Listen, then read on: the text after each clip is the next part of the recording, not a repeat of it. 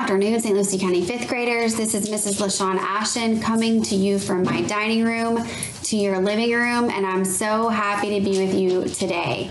We are going to look at a new text today. It's in Canvas, but if you don't have access to Canvas or you're having problems getting into it, I'm going to give you guys something to do to report back to your teachers. Okay? So, what do we do when we always look at a new text? What are the two standards we usually use? What do you think? Good. 1, 1, and 2, 4. So we're trying to understand the who, what, where, when, and why, so what's going on in the text, and the vocabulary. What are the domain-specific and important words we need to know to understand the text? So this week in your Canvas course, you're going to be reading this text. Wolf species start anew in California after a lone wolf settles in. Okay, so I usually don't read to you guys, but today I'm going to, just if you don't have Canvas, that way you can hear what the story is saying and we can talk about it, and then you can take what we've talked about today and apply it to something else. You guys ready? Okay. Wolf species starts anew in California after a lone wolf settles in. Just in time for the world premiere of a documentary about a gray wolf comes big news from wildlife officials. The famous wolf who trekked from Oregon to California in 2011 may have found a mate. The endangered young wolf searched for thousands of miles to find a partner. Scientists say he has now probably found one, and there's also a chance that he is a dad. If biologists are right, the wolf and his mystery mate would be the first known wolves to breed in the Oregon Cascades in 100 years. Now wolf lovers hope the species could take hold again in California. The state hasn't had any wolves for nearly a century. Looking for love. OR7 is over 250 miles from the nearest known wolf pack, said John Stevenson, of a wolf biologist from Oregon who has been monitoring the animal. It always seemed like a real long shot that he'd find a female wolf in that area. There aren't any. We don't know where this female came from, Stevenson said. It's exciting that a female would find him way down there, so far away from where the wolves are. Managing wolves has been hugely controversial. Wolf lovers say returning to top predators to the wild is good for the ecosystem. Farmers and big game hunters blame the creatures for killing sheep, cattle, and elk.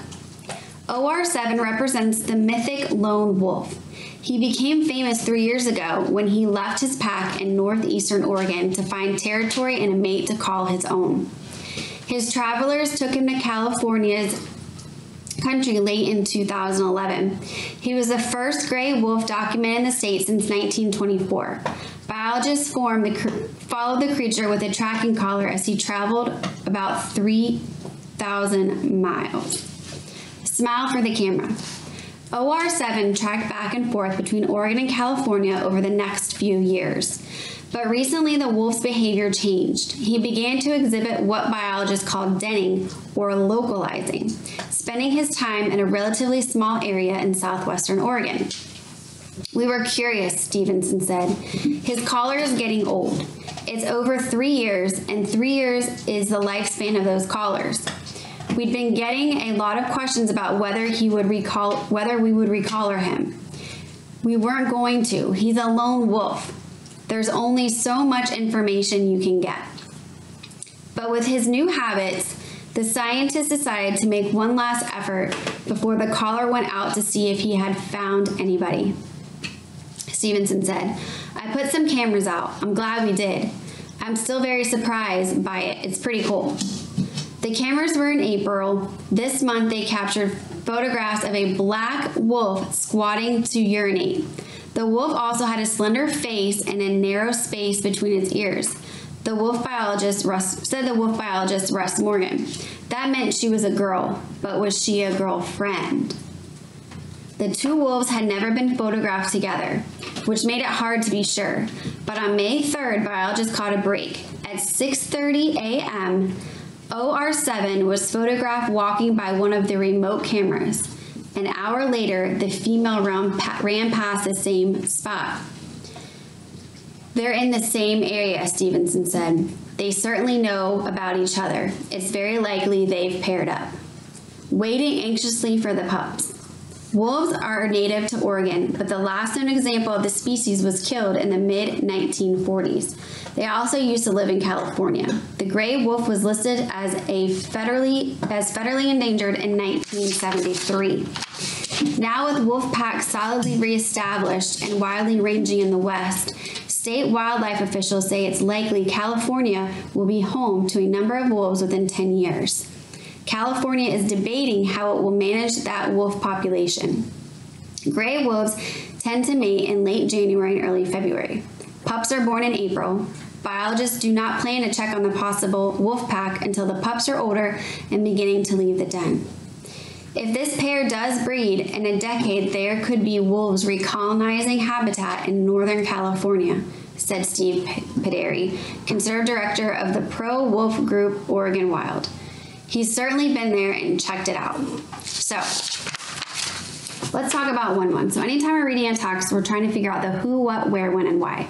So, who or what is this article talking about? Good, a wolf. Do any of you remember the name of the wolf, what they named it? OR7, correct. So what are they doing? So we know the who. What are they doing, and who is it that are doing it? Good. There's scientists tracking this wolf because these wolves have not been seen in a very long time. So they're tracking the wolf to see what's going on. And it traveled over 3,000 miles from Oregon to California. Then, what else does it talk about? The section looking for love. Can anybody tell me what that's about? Right, so they see that this wolf, this lone wolf, male wolf, they think that he has a girlfriend because a female wolf showed up in an area where there hasn't been wolves in hundreds of years. So, does he have a girlfriend? I guess we won't know, but I guess you could research more on it if you wanted to. You could research OR7, the lone wolf, and see what you can find. So the where is from Oregon to California, where they are researching this wolf in California and debating of how it's going to manage the wolf population, or if it's even going to recreate the wolf population. So there's a lot of questions that are still unanswered that we might be able to research and answer. So that's the who, what, where, when, and why, all of that. Okay. So the other standard that we're looking at today is just the 2-4. And the 2-4 standard is vocabulary. So there are quite a few words in here that I highlighted, but I want you to remember how to understand words you're unfamiliar with. So when you come across a word, the thing I've been telling you to do every time is read the sentence before it, read the sentence after it. Does it help you make sense of a word? Can you replace the word with another word that makes sense? Does it relate to the subject? If there's a picture, look in the picture. Does the picture help you understand the word? So there's a lot of different things you can do to help you understand what a word is saying or what it means. So let's look at one of these words. Okay, so let's look at this word and use some of our strategies. For smile for the camera, it says OR7 tracked back and forth between Oregon and California over the next few years. So he trekked back and forth between Oregon and California over the next few years. So what do we think the word trekked means? Does it help us understand it? So back and forth. If you're trekking back and forth, what does that sound like? Good. It means you're going back and forth. So you're trekking. So it would be that OR7, the wolf, was going back and forth between Oregon and California. Good. So what I want you guys to do, if you do not have access to Canvas, I want you to, if you have a newspaper at home or a magazine or a book that is informational. So this week we're using informational text. It is a real, true text. It's not fiction. I want you to read it. It can be a short article. It could be a passage. It can be something you look up online. And And I want you to tell a parent or a sibling or one of your classmates if you're online who the article is about, what is happening, when it happened, and where it happened. So you're going to use the who, what, where, when, why. And then I want you to find a word that you think someone might have trouble with or you're having trouble with yourself. And I want you to use the strategies. Look before the word, look after the word, look at the pictures if there's pictures, try to replace the word, look at the topic of the text to try to figure out what the word means and how to make sense of it. Then what I want you to do is go tell a parent, your teacher, or a sibling what you did to understand the word and what that word means. Okay? All right. Well, I'll see you guys Wednesday. I hope you have a great rest of your day. Bye.